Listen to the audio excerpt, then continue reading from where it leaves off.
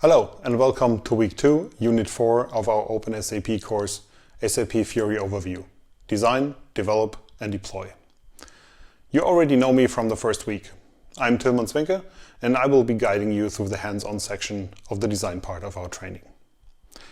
Now, you looked at a lot of components and tools of Fiori for the last sections. Let's see how we apply them in a meaningful way. This week, we will be talking about what can help us to design for a specific application for a specific use case.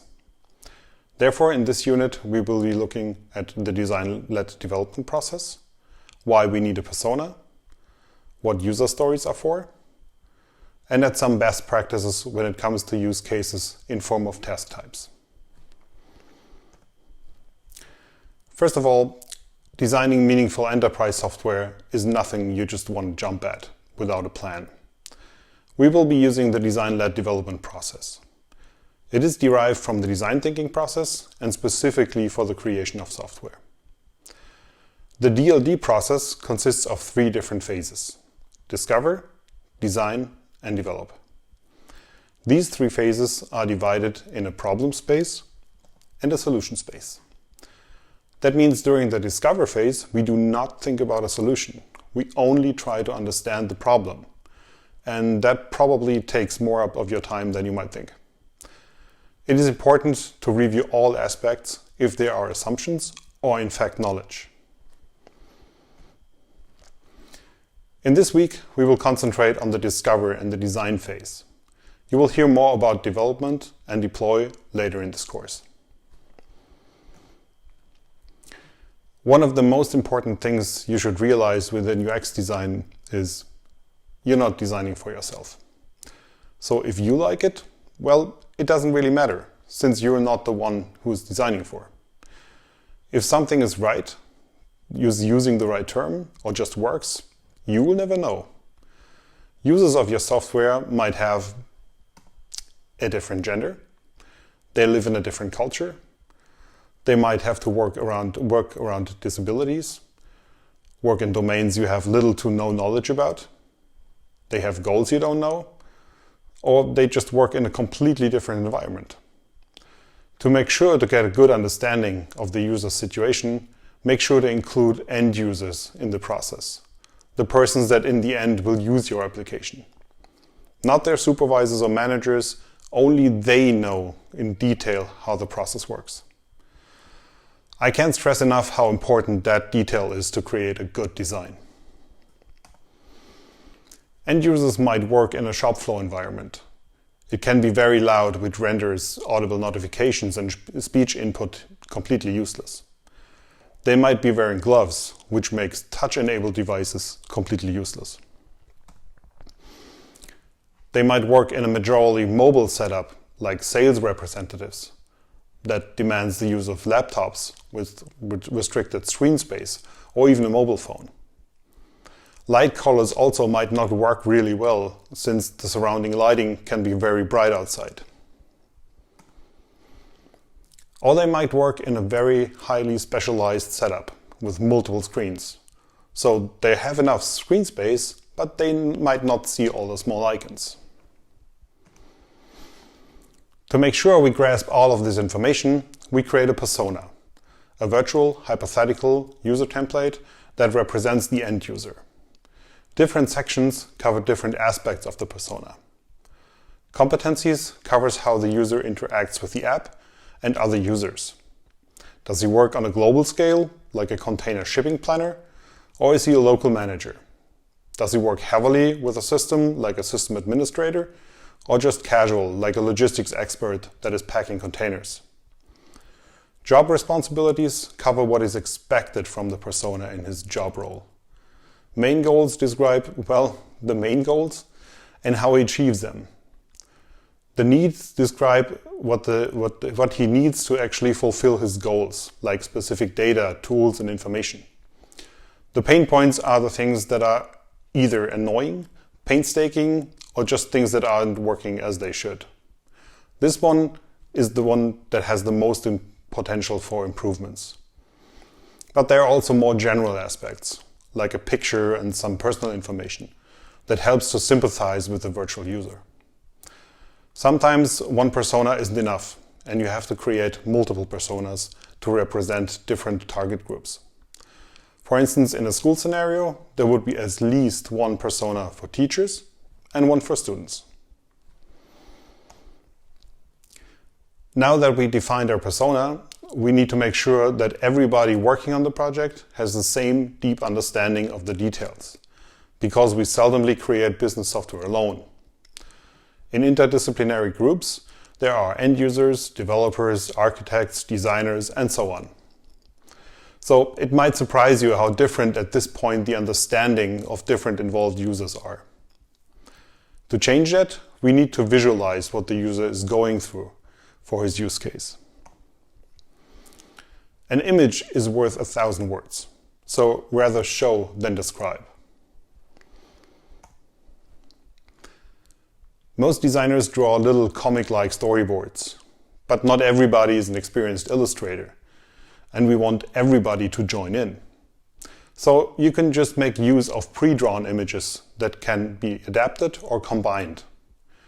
Here we will use the Scenes package, which is available for free for downloading from our colleagues from the SAP App House.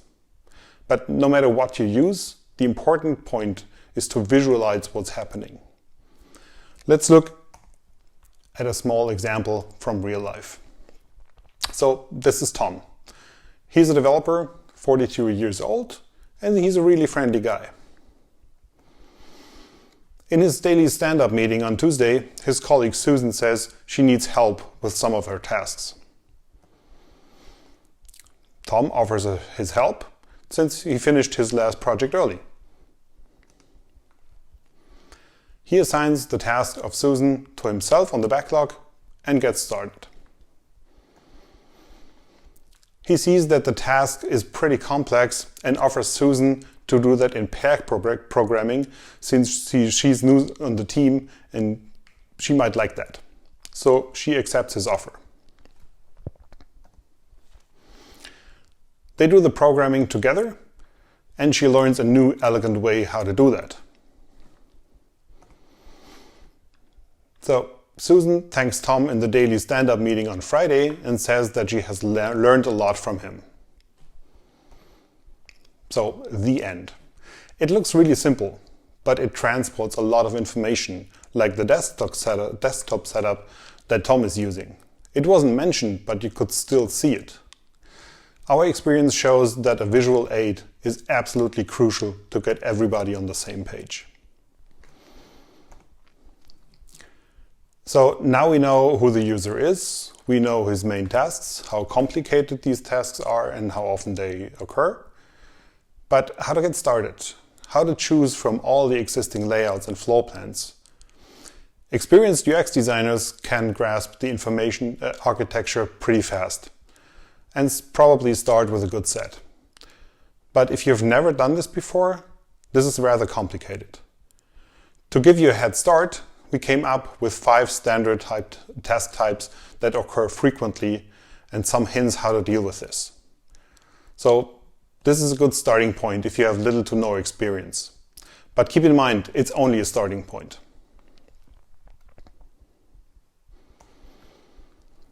So those are the 5 task types we're going to look at. A routine task, a reactive task, a monitoring task, an analytical task, and an expert task. But let's look a little closer. The first one is the routine task. This is the task that happens all the time, and there's a stable running business process in place to support it. This type of task is a reoccurring task by its nature. Normally it requires a quite limited set of information as context to make a decision. So let's look at an example. Imagine you are a contract manager. One of your tasks is to review expiring contracts and decide on extension for them. So on an overview page, you might want to have a fast access to all expiring contracts that are up for extension. Click on the stacked card here, and you get an overlay with all the contracts that are up for extensions, each with a context you need to decide on. So in many cases, you should be able to click either extend or discontinue and you're done. In the case you need more context, you click on the contract and get taken to a respective object page that gives you more details on the contract. A second example, and I guess this will occur more often, is you need to make a change on an already existing object.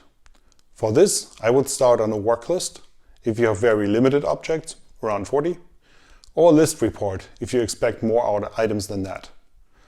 Once you found the right object, you would like to click on it and get taken to the right object page.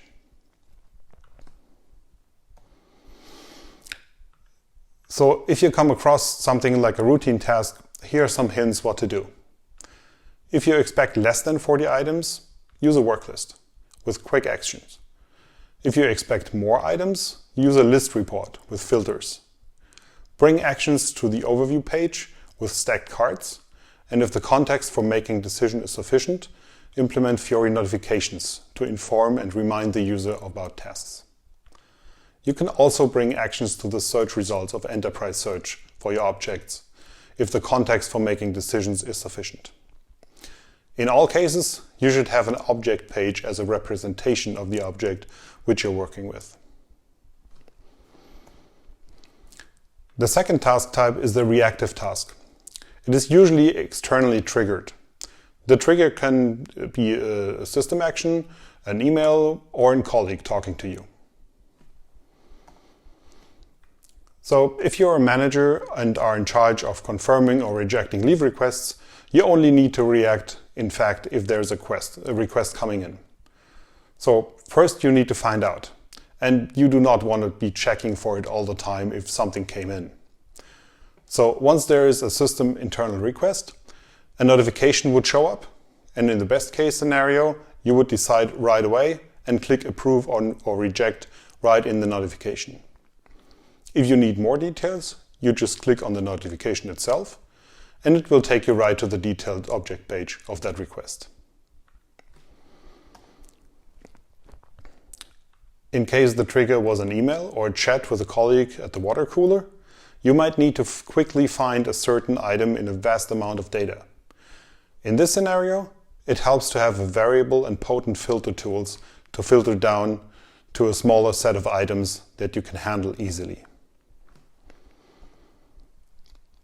It is also an advantage to use a flexible column layout to quickly navigate between different items in case you're not 100% sure which item it is.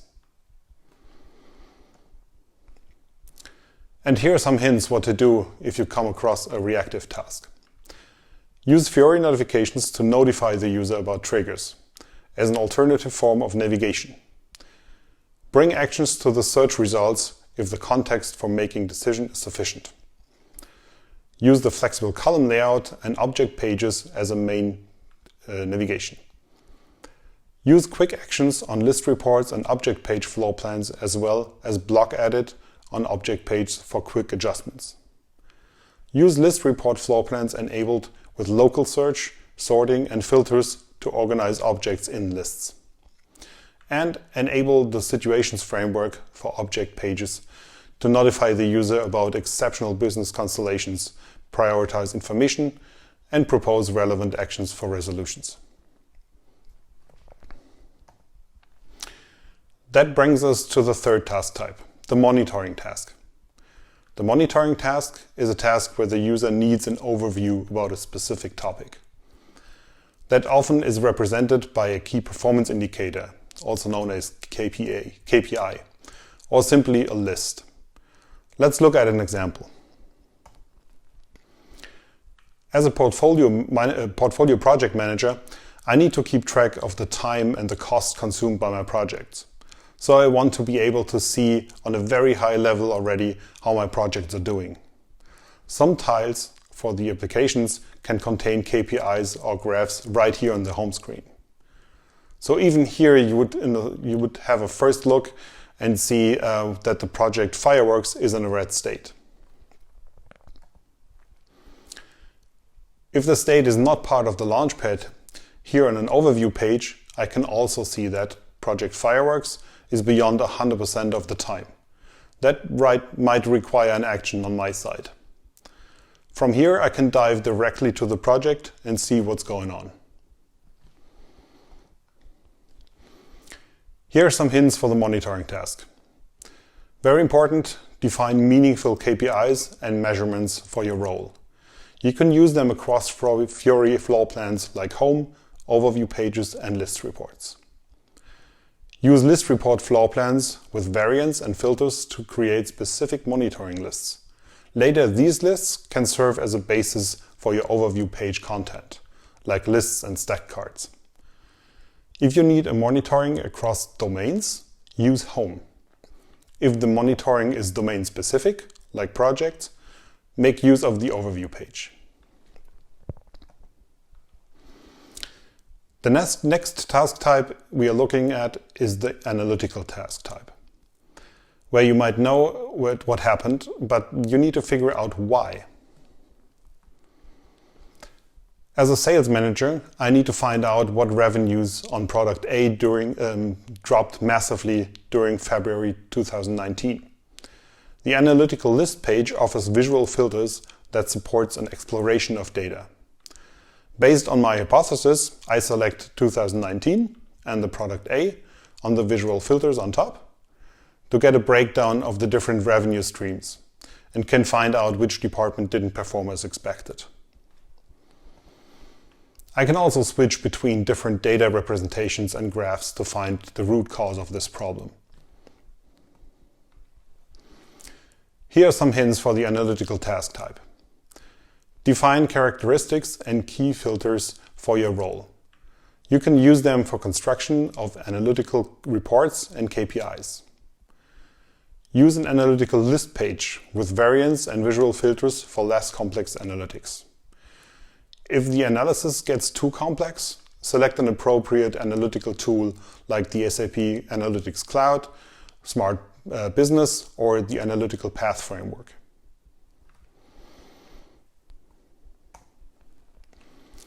The last task type is the expert task type.